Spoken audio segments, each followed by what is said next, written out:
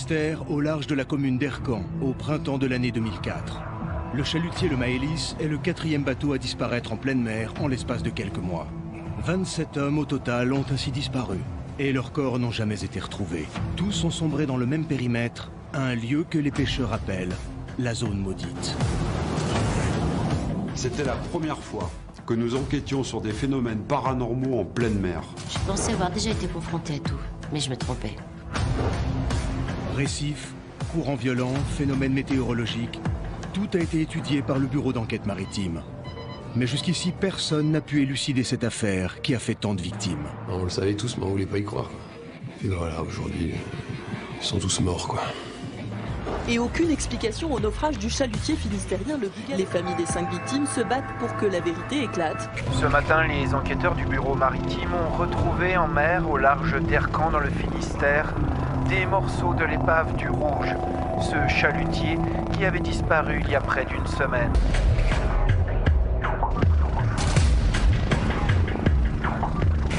Cinq pêcheurs coulent en moins de 37 secondes. Depuis le début et en dépit des investigations du bureau d'enquête sur les événements en mer qui a conclu en 2006 à un accident, les familles des 5 marins disparus soutiennent que le chalutier a été accroché par un sous-marin.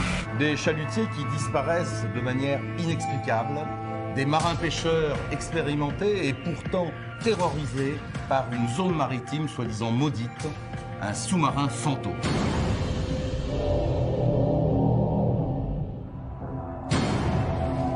Que s'est-il passé au large d'Ercan ces 8 derniers mois? Un sous-marin fantôme serait-il à l'origine de tous ces naufrages?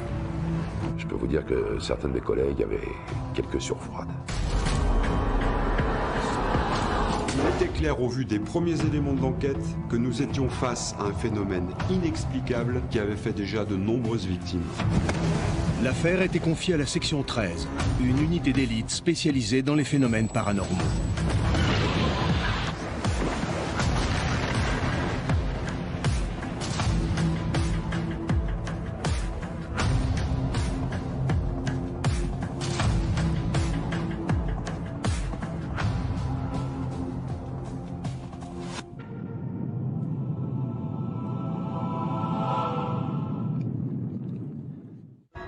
Mai 2011, ville portuaire d'Ercan, dans le Finistère. Alors que la ville dort encore, les premiers marins pêcheurs quittent le port pour rejoindre leur zone de pêche. L'équipage du Maëlys, 4 marins expérimentés aux commandes d'un chalutier de 17 mètres en parfait état, partent pour une journée de pêche qui va finir en cauchemar.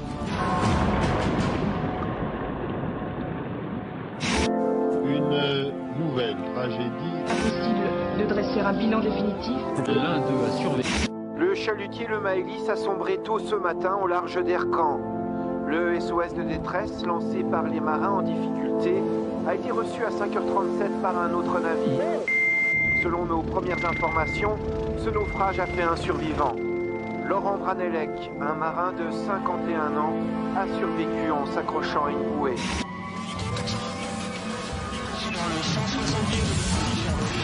Immédiatement informé par radio, un hélicoptère de secours vient chercher le rescapé.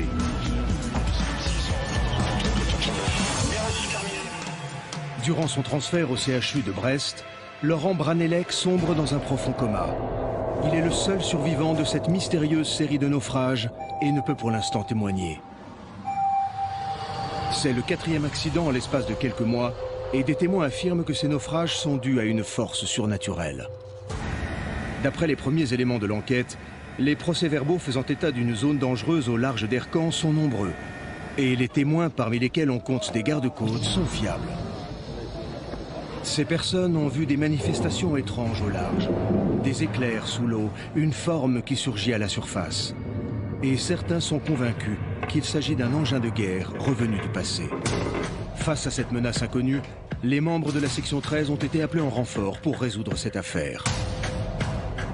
Le général Carnot, qui dirige cette unité spéciale, se souvient de cette enquête hors du commun. L'enquête se révèle extrêmement sensible et nous comprenons très rapidement que nous n'avons absolument pas le droit à l'erreur.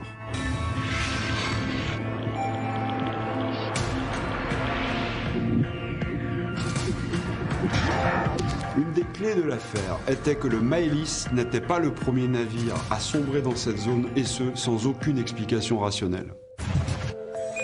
Le Maëlys est effectivement le 4e chalutier à avoir fait naufrage dans des circonstances inexplicables. L'Éole, le Rouge et le Bugalet-Braise, 3 autres bateaux de pêche ont disparu de manière tout aussi inquiétante, ne laissant jusqu'ici aucun survivant. Ça semble compliqué dès le départ parce que nous n'avons aucun élément concret. L'enquête sur ce dernier naufrage, celui du Maëlys, est extrêmement compliquée. L'épave n'a pas pu être localisée et le seul survivant se trouve entre la vie et la mort. Seule information, le chalutier aurait coulé en moins d'1 minute, tout comme le précédent naufrage, celui du Bugalet-Braise, qui 5 mois plus tôt avait fait scandale. Un chalutier, le Bugalet-Braise, est happé par le fond, périr en mer sans pouvoir agir. Le Bugalet-Braise se serait trouvé au beau milieu d'un exercice sous-marin le jour de son naufrage. Le 15 janvier 2004, le chalutier le Bugalet-Braise fait naufrage au large des côtes anglaises de la Cornouaille avec 5 marins à son bord. Il n'y a aucun survivant. Rapidement, l'affaire prend une dimension internationale. Les familles des 5 marins disparus soutiennent que le chalutier a été accroché par un sous-marin. Michel Rosemary, un journaliste réputé pour ses investigations sur le terrain du paranormal, a suivi de très près l'affaire du Bugalet-Braise. À l'époque, les premiers éléments de l'enquête étaient au cœur d'un véritable scandale médiatique. Rapidement, les suspicions se portent sur une collision accidentelle entre le chalutier et un sous-marin militaire en manœuvre dans la zone.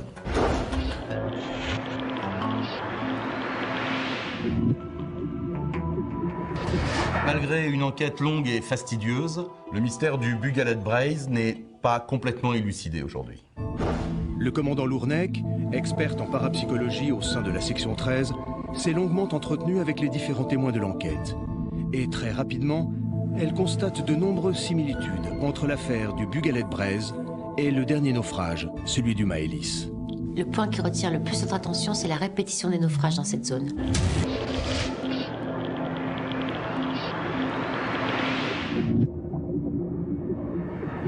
On ne sait toujours pas ce qui s'est passé. Le mystère est entier. D'après les informations retransmises sur les écho-radars des gardes-côtes, le Maëlys a sombré comme les autres chalutiers dans un même périmètre restreint dans la zone maudite. Comme les autres bateaux, le Maëlys aurait coulé en moins d'1 minute. Ce qu'on a pu prouver, c'est que le Maëlys a coulé en 57 secondes. Autant dire que les marins n'avaient aucune chance de s'en sortir. Comment expliquer qu'un chalutier ait pu couler à une pareille vitesse? Le lieutenant Etchebarri, responsable du pôle scientifique de la section 13, s'est penché en détail sur le naufrage du Maëlys. Et selon lui, plusieurs pistes rationnelles sont possibles. De multiples hypothèses ont été envisagées, comme celle du filet de pêche qui serait resté accroché dans les sables au fond de la mer.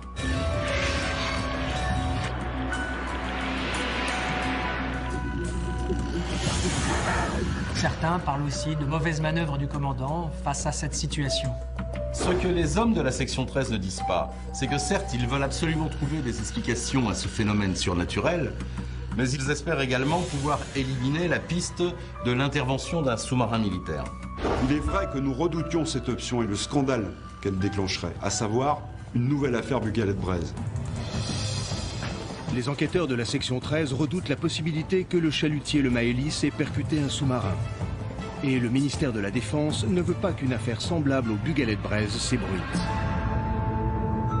Mais très vite, les membres de la section 13 vont se retrouver confrontés à un autre problème. Suite à ce nouveau drame en mer, les marins d'Ercan excédés ont décidé de mettre la ville, d'habitude si paisible, à feu et à sang.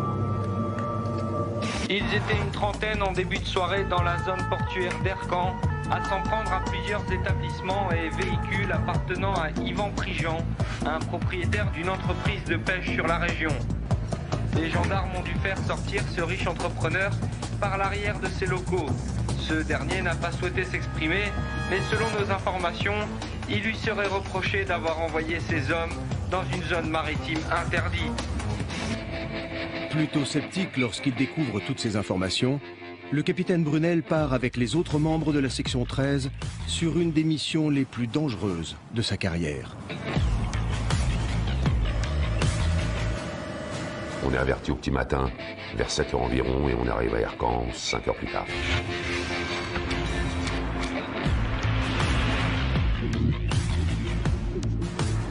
Avec tout ce qui s'était passé auparavant, donc on a préféré partir. Très vite. À la requête de mes supérieurs, j'accompagne exceptionnellement mon équipe sur place. En l'espace de 3 heures, les enquêteurs de la section 13 sont acheminés sur Ercan. À leur arrivée en début d'après-midi, une réunion de crise a lieu avec les autorités locales, car très rapidement, ils vont devoir faire face à une population en colère. Des manifestations ont lieu dans le centre-ville, et les membres des familles des marins disparus sont allés jusqu'à tenter de mettre le feu à l'entrepôt du propriétaire du Maëlys, un dénommé Yvan Prigent. On comprend que l'affaire est très délicate. En fait, la population est très remontée contre l'armateur du Maëlys, Yvan Prigent. Les familles l'accusent d'avoir envoyé délibérément ses employés à la mort. C'est vrai que sur le coup, on ne comprend pas. Sur la trentaine de manifestants arrêtés ce jour-là, 10 sont des anciens employés d'Yvan Prigent. Entendus à la gendarmerie d'Ercan, ces derniers vont refuser de s'exprimer clairement au sujet de ces violentes dégradations qu'ils ont fait sur le port.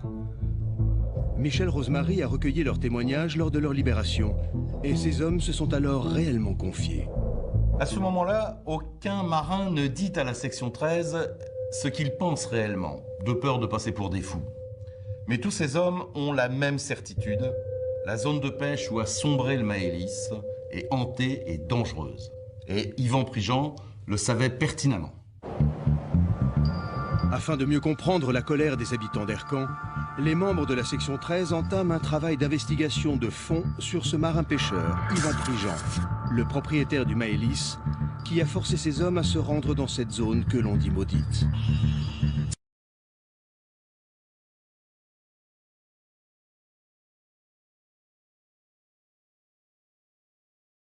C'est vrai que sur les 3 bateaux qui ont disparu depuis 2009, 2 appartenaient à Yvan Prigent.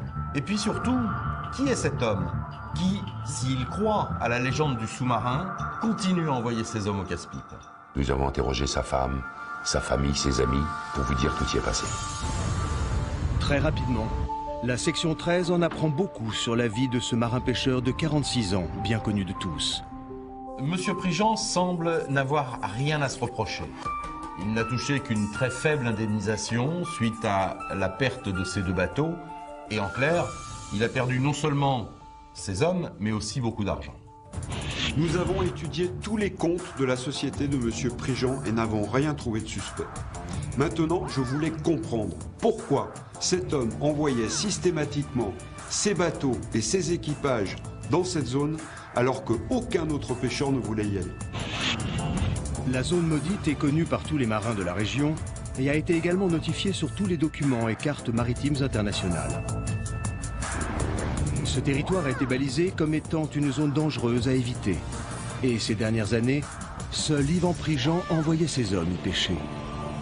Je veux dire que c'est très perturbant cette histoire de territoire interdit. Et à ce moment-là de l'enquête, je me pose quand même des questions. Pourquoi prendre de nouveau un risque? Pourquoi retourner dans cette zone maudite après avoir déjà perdu un chalutier et des hommes? Et là, la réponse de Prigent est ahurissante. Les écrevisses. Il envoyait ses bateaux et ses hommes pêcher dans cette zone dangereuse pour les écrevisses. Une aussi large zone de pêche dans laquelle aucun chalutier ne vient depuis presque 70 ans. C'est une mine d'or. C'est donc par appât du gain qu'Yvan Prigent envoyait ses hommes dans cette zone dite maudite. Une zone déclarée dangereuse car de nombreux naufrages inexpliqués y ont eu lieu, sans que personne ne puisse jamais savoir pourquoi. Pour la première fois, les enquêteurs vont peut-être pouvoir apporter une réponse. Car Laurent Branelec, le seul rescapé du naufrage du Maëlys, sort de son coma au bout de 11 jours. Son incroyable témoignage va alors faire totalement basculer l'affaire.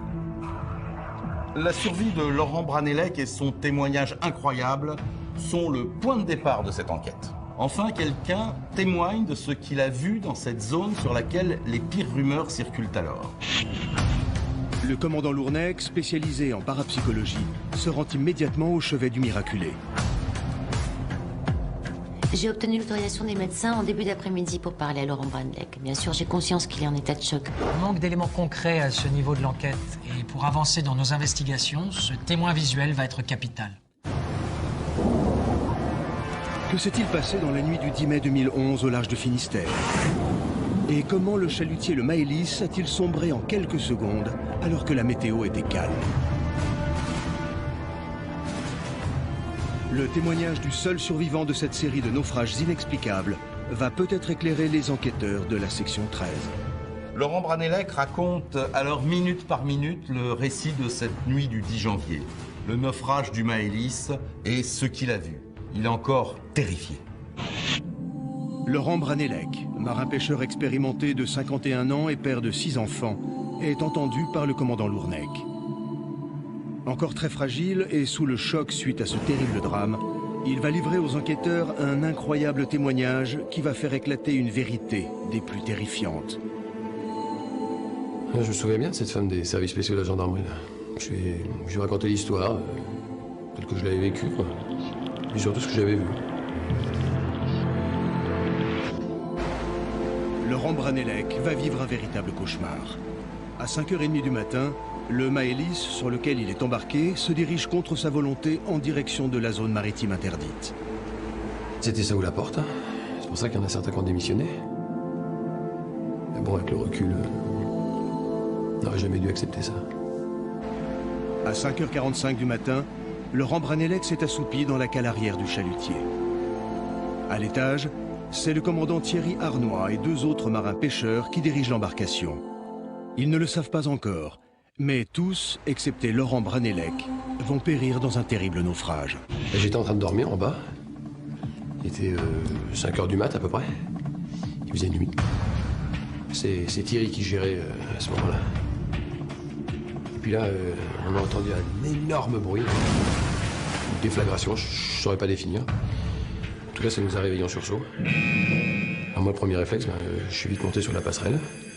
Thierry Arnois est l'homme de quart, celui qui est de garde en quelque sorte. Et quand Laurent Branelec remonte sur le pont, Thierry Arnois est complètement paniqué.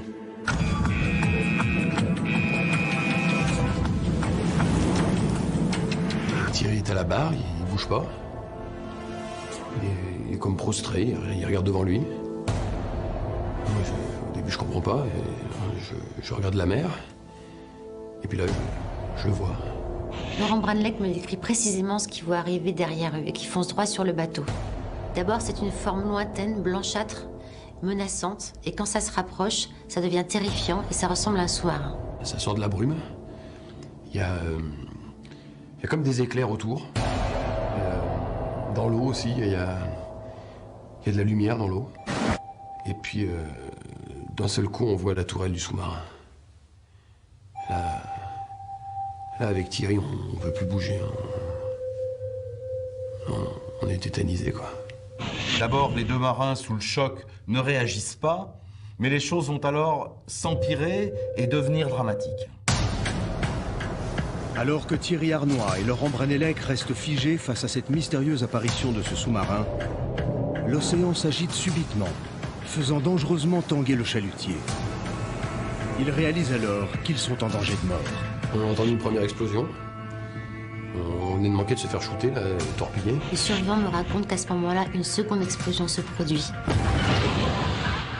Un choc extrêmement violent. Le bateau est touché, la coque s'ouvre et se remplit d'eau instantanément. C'est la panique totale sur le chalutier. En fait, tout va super vite. On n'a pas le temps d'aller chercher les copains. Je tombe la tête la première sur le pont.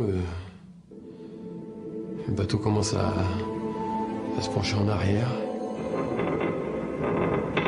On est tout seul, il y a de la brume. Là, je me dis, c'est la fin, on va tous y passer, là.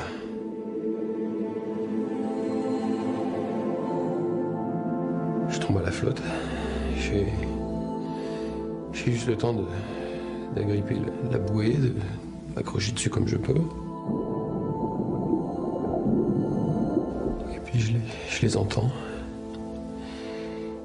Ils sont à l'intérieur, je les entends hurler.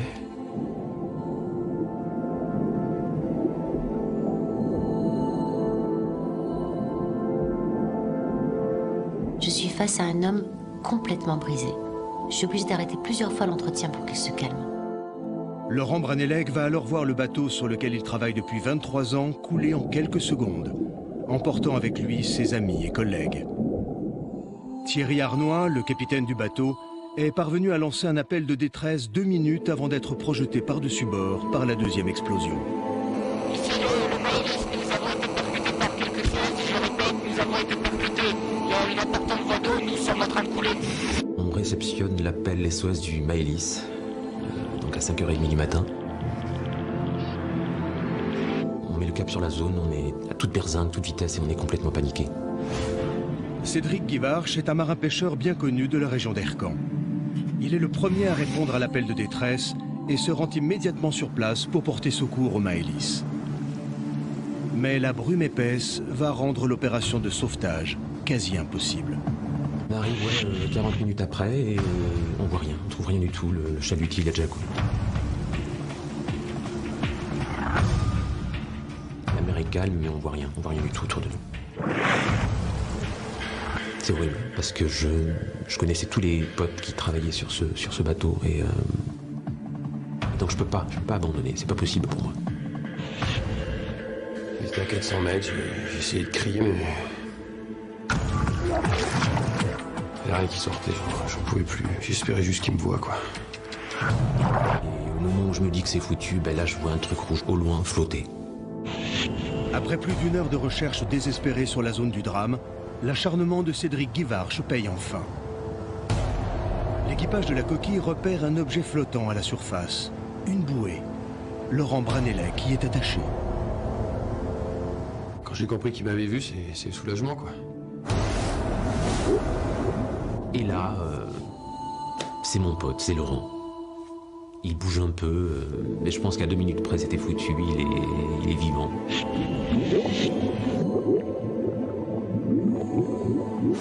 Les 2 pêcheurs sauvent alors Laurent Branelec d'une mort certaine.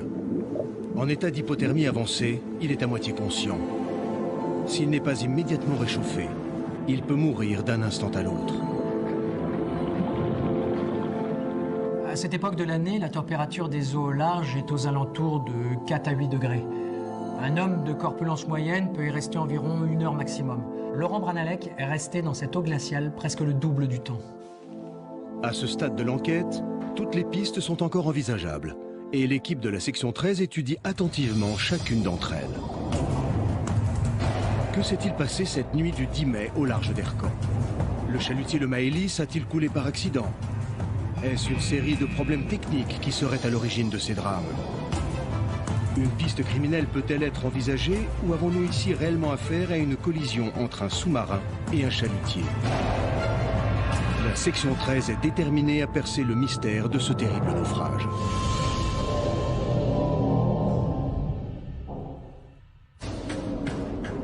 Après le témoignage de Laurent Branelec concernant le Maëlys et la zone maritime maudite, les enquêteurs de la section 13 vont devoir faire face à une situation de psychose collective. Les marins d'Ercan se confient au commandant Lournec, spécialiste en parapsychologie, et leur version des faits sur ces multiples naufrages sont des plus terrifiants. Effectivement, c'est plutôt surprenant comme histoire. Un sous-marin fantôme Lu-390, qui a été coulé pendant la Seconde Guerre, entrait à l'endroit. Comme vous pouvez imaginer, on était un peu sceptiques. Cela fait maintenant 24 heures que l'équipe de la section 13 s'est lancée dans ce contre-la-montre. Ils savent qu'ils doivent résoudre rapidement cette enquête avant que la panique ne gagne la population et rende l'affaire encore plus délicate. Sans attendre, le lieutenant Etchebarri s'est plongé dans des recherches approfondies sur ce mystérieux sous-marin nazi. J'effectue des recherches historiques sur l'U-390.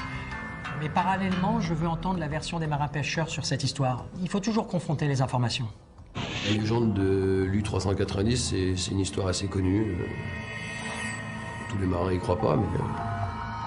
En fait, c'est un sous-marin allemand, c'est un U-boat qui aurait été coulé par les Alliés pendant la Seconde Guerre mondiale.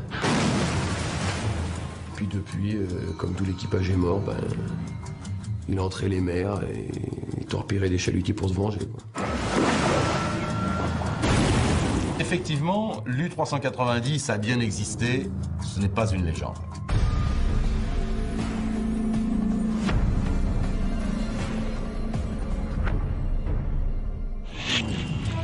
Le sous-marin nazi U-Boat U-390, aussi appelé le Loup Gris, est un appareil lancé par le Troisième Reich allemand le 8 décembre 1941 à Kiel, en Allemagne.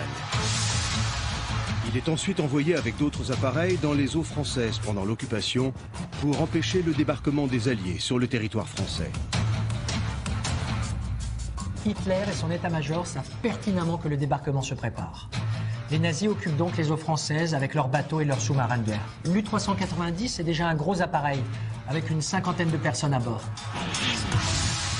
De mai à décembre 1943, l'U-390 sillonne donc les côtes françaises et torpille un grand nombre de navires de guerre alliés. Son tableau de chasse est impressionnant. Plus d'une quinzaine de bateaux sont coulés par le sous-marin et des centaines de soldats alliés vont périr par sa faute. 10 janvier 1944, l'U-390 est attaqué à la pointe du Finistère par un destroyer allié. L'U-390 coule donc à son tour, emportant tout son équipage vers la mort. Et il repose aujourd'hui à plus de 100 mètres de profondeur. Un détail a son importance. Le lieu où a coulé ce sous-marin allemand 66 ans auparavant est le même que celui où le Maëlys a sombré. Depuis le jour du torpillage de l'U-390, plusieurs dizaines de bateaux auraient mystérieusement disparu dans cette zone. Et une véritable légende se serait construite autour de l'U-390, racontant que le fantôme du sous-marin continuerait à parcourir les mers. Soyons concrets. Oui, l'U-390 a réellement existé. Et c'est vrai que les circonstances de la disparition du Maëlys sont très étranges. Et effectivement, d'autres bateaux, comme l'Éole ou le Rouge, ont également sombré dans cette zone.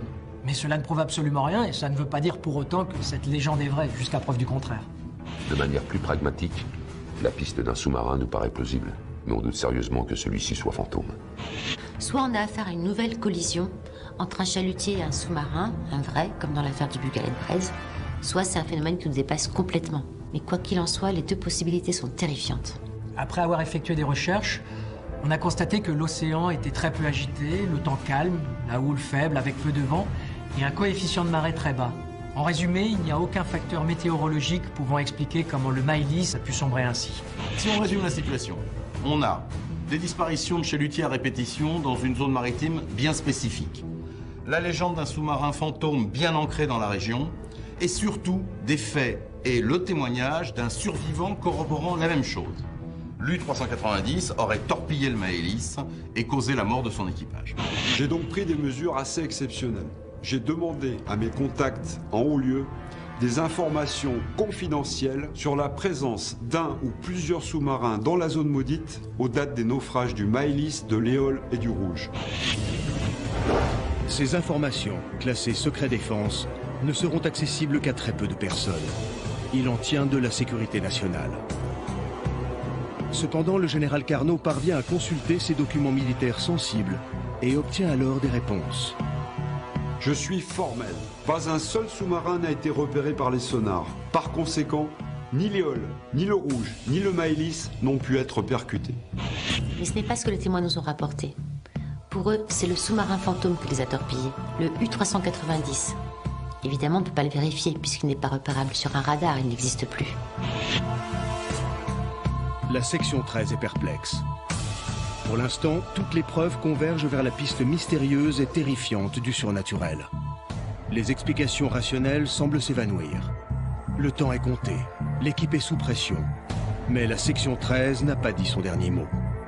Je demande donc à mon équipe, et plus particulièrement au lieutenant Etchebarri, de se mobiliser pour me trouver une explication rationnelle à ces trois naufrages. Si on résume, et si on regarde les faits sans aucune interprétation, nous avons donc un choc terrible, capable de basculer un chalutier et le couler. 2, l'apparition d'éclairs ou de luminescence dans l'air et dans l'eau. Et troisièmement, une forme fantomatique, description assez vague d'ailleurs, s'approchant vers le chalutier. Ça me donne déjà pas mal d'éléments pour avancer. Comme à son habitude, le lieutenant Etchebarri ne tarde pas à trouver des pistes très pertinentes. Lors de notre enquête à Ercan, j'ai eu l'occasion de discuter avec des marins à la retraite, des vieux loups de mer. Et l'un d'entre eux m'a mis la puce à l'oreille en me parlant de vagues géantes pouvant être à l'origine du naufrage. Elles sont généralement présentes dans un état de mer déjà très fort, soit dans de fortes tempêtes ou dans des zones de courant contraire. Le problème, c'est que la météo n'était pas mauvaise le soir du naufrage du Maëlys. D'après les relevés de Météo France, il n'y a eu aucune tempête dans la nuit du 10 janvier. Idem pour les 2 autres catastrophes. Le temps était simplement brumeux.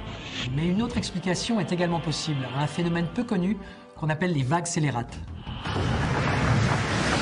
La vague scélérate est une immense vague qui apparaît de façon soudaine et inexpliquée.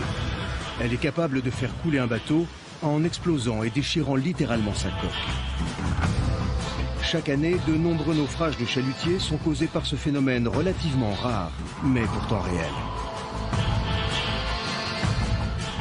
Etchebarri, ces vagues peuvent faire 30 mètres de haut et cisailler littéralement un chalutier en deux. L'étude de ce phénomène est très difficile parce qu'on ne sait jamais ni où ni quand ces vagues scélérates apparaissent. Tout ce qu'on sait, c'est qu'elles ne sont pas dues à de simples tempêtes, mais à d'autres facteurs comme les courants marins ou les vents par exemple. Le choc est violent et d'une incroyable puissance. Un peu comme si ça avait été torpillé. Dans la totalité de nos enquêtes, nous remarquons toujours la même chose. Ce ne sont pas les faits qu'il faut remettre en cause, mais ce sont les interprétations des témoins sur ces faits qu'il faut réétudier. Les membres de la section 13 pensent alors que le sous-marin fantôme U-390 pourrait être le fruit de l'imagination des marins face à des événements rares et effrayants, mais pourtant bien réels. Non, il y a beaucoup de marins, ils sont plusieurs à avoir vu la même chose, donc on ne peut pas dire qu'ils ont tous halluciné, il faut arrêter, il faut être sérieux à un moment donné. Je suis pas un mystique, mais je crois vraiment aux gens qui disent avoir vu l'U-390. Il se passe des choses dans cette zone et c'est pas des conneries. Il se passe des choses dans cette zone, c'est indiscutable. Mais une fois encore, si l'on s'en tient qu'aux faits, il n'y a que Laurent Branalec qui dit clairement avoir vu l'U-390. Mais d'autres phénomènes peuvent expliquer ces visions, comme les feux de Saint-Elme ou le plancton fluorescent. Là encore, l'étude des divers témoignages récoltés en début d'enquête aiguille la section 13 dans ses recherches. Les enquêteurs confrontent alors Laurent Branalec avec certaines images de référence trouvées par le capitaine Etchebarri. La première photo où l'on voit les éclairs illustre parfaitement ce phénomène dit des feux de Saint-Elme. Ce phénomène est créé par des champs électriques présents naturellement dans l'air. C'est la manifestation directe de l'effet couronne. En clair, les molécules d'air sont stimulées par un champ électrique et créent cette lumière caractéristique. On m'a montré des photos de phénomènes étranges qui arrivent en mer des fois. Oui, ça peut ressembler à ça. Il faisait nuit, il y avait de la brume, je sais pas, on n'y voyait pas grand-chose. Sur la seconde photo, c'est une toute autre explication. Il existe un micro-organisme du plancton, appelé Noctiluca scintillant, qui a la particularité d'être bioluminescent, c'est-à-dire de produire de la lumière sous la mer, créant ainsi cet effet très impressionnant. Depuis des siècles, de nombreux marins ont été les témoins de ces phénomènes. Et nombreux sont ceux qui ont interprété ces lumières comme des manifestations surnaturelles de bonne ou mauvaise augure. Cependant, malgré la démonstration scientifique du lieutenant Etchebarri, les avis au sein de la section 13 sont divisés. Je respecte évidemment le travail de mon collègue, mais j'ai des doutes concernant ces théories. Elles sont parfaitement plausibles. Mais j'ai découvert de mon côté une piste qui me paraît plus probable. Un bateau fantôme. J'avoue avoir été très surpris lorsque le capitaine Brunel a commencé à nous parler très sérieusement de bateau fantôme. Effectivement, c'est pas tout à fait le genre du capitaine Brunel, mais on a mieux compris par la suite. Si ce terme est utilisé dans les contes et légendes, un bateau fantôme, c'est un navire, un vrai cette fois, qui erre sur les mers sans équipage et sans balise de signalisation. Ce sont souvent des bateaux qui ont été remorqués et dont les amarres ont cédé. Ils peuvent dériver dans l'océan pendant des mois, des années, sans être jamais localisés. Cette explication est effectivement très pertinente, d'autant plus que le capitaine Brunel fait une autre découverte. Quelques semaines avant le naufrage du Maëlys, un bateau fantôme, le Lubov Orlova, a été localisé à plusieurs centaines de milles de la zone maudite. Le Lubov Orlova est un ancien navire de croisière de taille impressionnante, dont les amarres qui le reliaient à un remorqueur ont rompu fin 2010 au large de la côte ouest de l'Angleterre.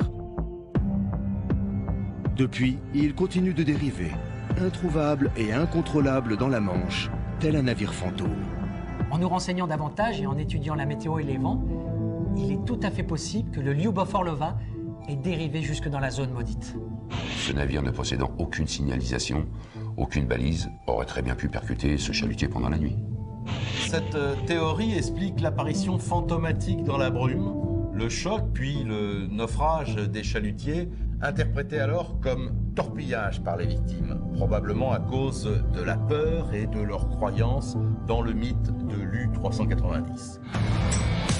Lorsque le général Carnot prend connaissance des conclusions scientifiques des membres de la section 13, il décide alors sans plus tarder de lancer l'opération la plus risquée de toute sa carrière. J'ordonne donc l'inspection de l'épave, le survol en hélicoptère de la zone pour éventuellement trouver des éléments d'explication rationnels. Une importante opération se met alors en place. L'inspection de l'épave du Maëlys va permettre aux enquêteurs de la section 13 de déterminer l'origine des naufrages. Le 17 mai, un navire spécialement équipé arrive du port de Toulon. Environ 3000 personnes d'Ercan et des environs sont venues assister au départ d'une opération menée par la gendarmerie nationale. Pour la première fois, les épaves des 3 bateaux disparus en mer vont être filmées afin de faire avancer l'enquête et peut-être apporter des réponses aux familles des disparus. J'ai demandé à Etchebarri et Brunel de partir sur ce bateau. Un navire très sophistiqué de la police nous accompagnait et je comptais énormément sur ces investigations sous-marines pour nous aider à solutionner l'affaire. L'objectif de cette mission spéciale est d'utiliser un drone sous-marin afin d'identifier la cause du naufrage du Maëlys. Pour les membres de la section 13, l'hypothèse d'un choc avec le Lubov Orlova, un immense bateau à la dérive, reste la plus probable. Le témoignage de Laurent Branelec, unique rescapé de cette série d'accidents mortels dans la zone maudite, trouve une nouvelle explication. La brume, les éclairs, les explosions et l'impression qu'un sous-marin fait surface au milieu d'une immense vague s'expliqueraient par l'existence de ce navire fantôme. Déterminés à aller au bout de leurs investigations, les enquêteurs vont alors se retrouver confrontés à un danger inimaginable.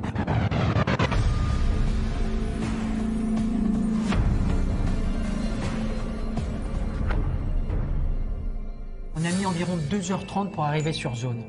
Mais dans ce cas de figure, cela peut prendre des heures, voire des jours pour localiser l'épave. Mais là, on avait les coordonnées GPS précises de l'endroit où on a retrouvé Laurent Branelec.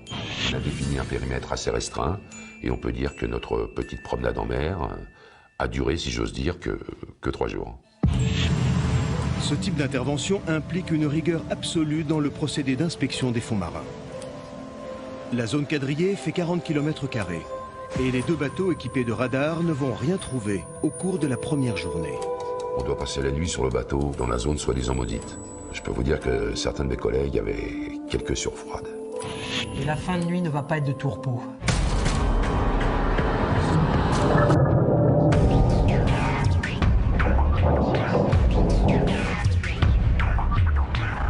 À l'aube du 2e jour, les enquêteurs de la section 13 vont se retrouver confrontés au danger qui a causé la mort de nombreux marins.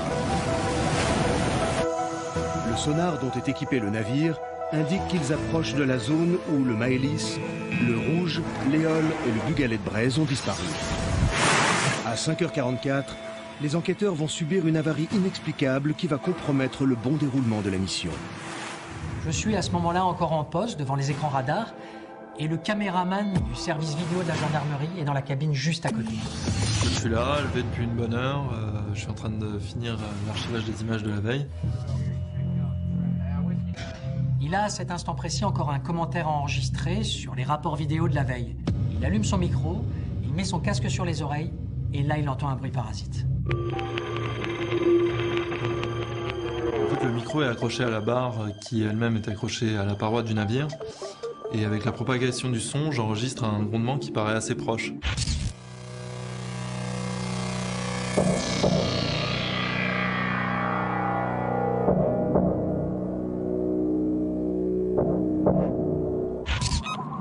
Ces images exceptionnelles ont été tournées à 7h34 du matin, quelques secondes après qu'un bruit suspect a été entendu à tribord. 2 minutes plus tard, ce son particulièrement présent se fait de nouveau entendre.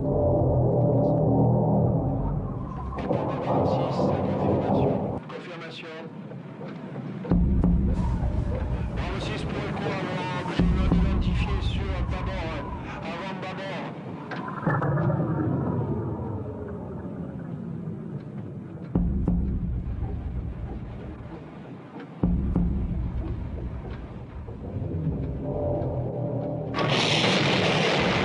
je dormais, j'étais dans ma couchette, et d'un coup, il y a eu un bruit énorme dans la carlingue du bateau.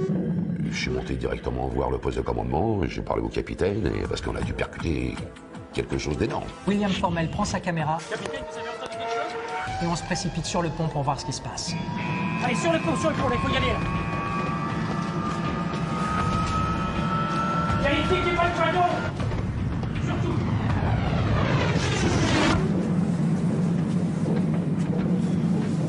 À ce moment-là, je vois plus rien, c'est la panique totale. Il n'y a plus d'alarme, plus d'électricité sur le navire. Il y a des éclairs contre la coque. C'est complètement absurde comme situation. On était dans le blackout complet. On avait l'impression vraiment d'avoir été torpillé. Le bateau des forces spéciales de la gendarmerie vient d'être touché par quelque chose. La zone maudite cache dans ses eaux un danger. Et à tout moment, un nouvel incident pourrait se reproduire. Instantanément, je comprends le danger et je donne l'ordre à mes hommes d'évacuer la zone.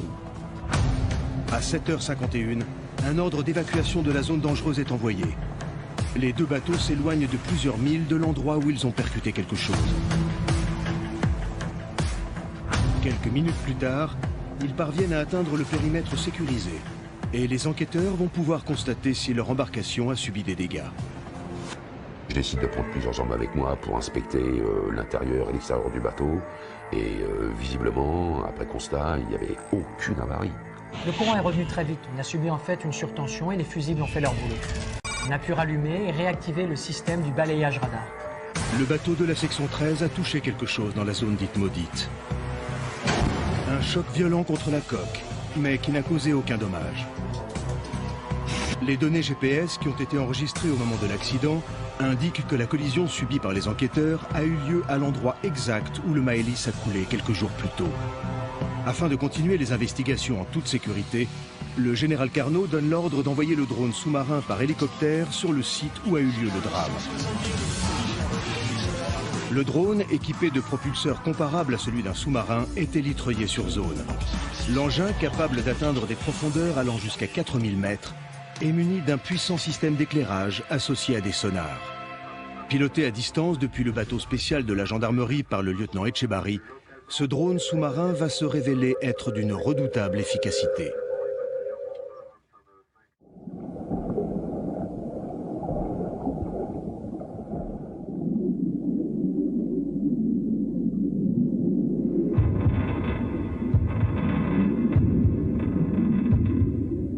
On a du mal au début à identifier ce que l'on a dans le retour vidéo du drone.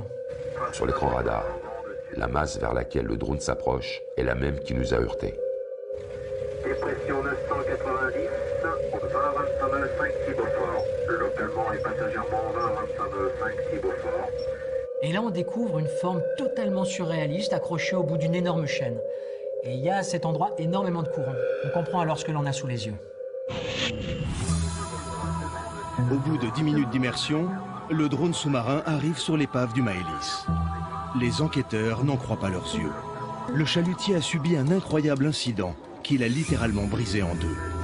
Contre toute attente, l'épave ne repose pas au fond de l'océan, mais semble être en suspension sous l'effet d'énormes chaînes tendues. Sur le coup, on a l'impression que c'est l'ancre du Maëlys qui se serait accidentellement arrimée dans les fonds marins, avec à son bout un morceau d'épave qui se balade au gré du courant. C'est inimaginable.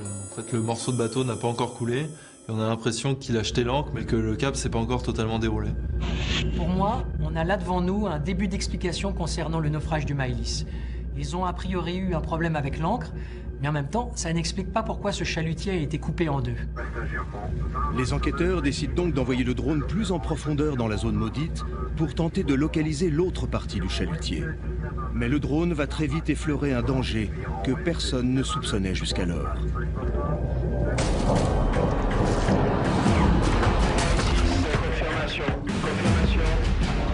La chaîne qui relie le Maëlys au fond de l'océan n'est pas celle de l'ancre du bateau, mais celle d'une mine immergée depuis 50 ans.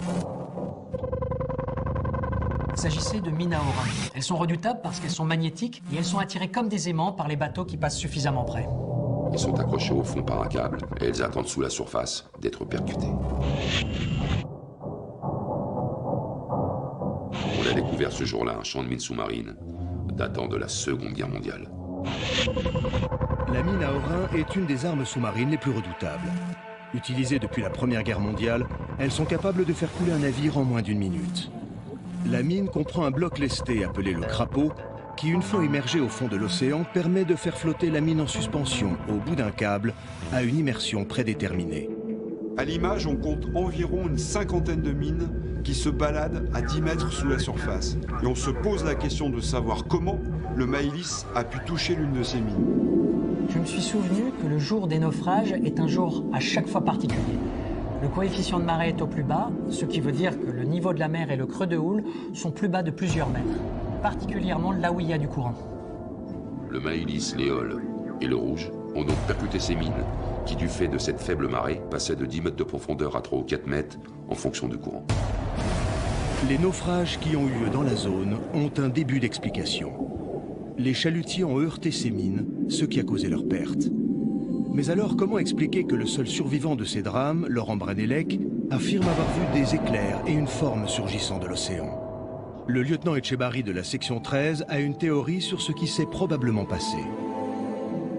Ces éclairs que les marins ont dû voir sont en réalité des perturbations électriques dues à ces mines magnétiques qui créent des surtensions. La forme qu'ils ont vue se rapprocher à la surface, c'est la mine en question. Elle a dû se prendre dans les filets du Maëlys qui, en remettant les gaz, n'a fait qu'aggraver la situation. La seconde explosion a lieu au moment où le navire refait surface et remet les gaz. Sauf que cette fois-ci, l'explosion le brise en deux et une partie du bateau reste accrochée au câble de la mine. L'affaire du sous-marin U-390 a été brillamment résolue et son épave a été retrouvée quelques jours plus tard lors de la campagne de déminage. Le sous-marin avait percuté une de ces mines magnétiques et les drones utilisés par les services de déminage l'ont retrouvé à près de 450 mètres de profondeur.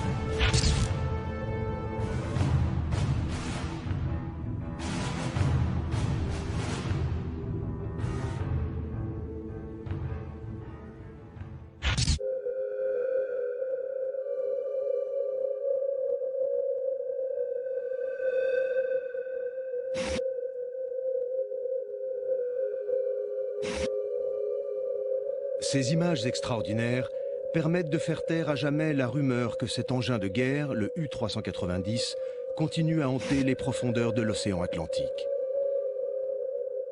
Suite au déminage complet de la zone, les épaves de l'Éole et du Rouge ont été également identifiées.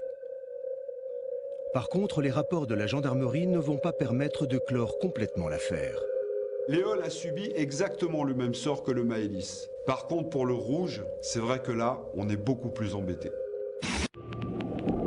Sur ces images rapportées par le robot submersible, on peut apercevoir l'épave du chalutier Le Rouge reposée sur son flanc. En se rapprochant davantage, on peut observer une déchirure de la coque bien particulière et tout à fait caractéristique.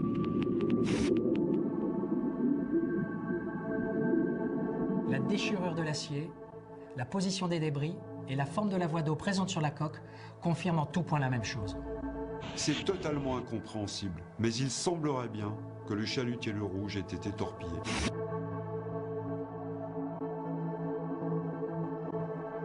Ces images déstabilisent les plus sceptiques et expliquent bien pourquoi la légende de l'U-390 est encore aujourd'hui dans tous les esprits. Malgré nos recherches et les investigations qui ont suivi, nous n'avons pas trouvé de piste. Cela reste réellement un mystère. L'enquête des naufrages d'Ercan se termine. Bien que le cœur de l'affaire ait été résolu avec brio par la section 13, l'équipe a du mal à cacher sa frustration face à cette dernière découverte. Malgré leur désir de continuer leurs investigations, le ministère a exigé le classement de l'affaire. Personne ne saura jamais ce qui est réellement arrivé au chalutier Le Rouge, à moins que, comme certains le prétendent toujours à Ercan, l'U-390 ne hante toujours les abysses de la zone maudite.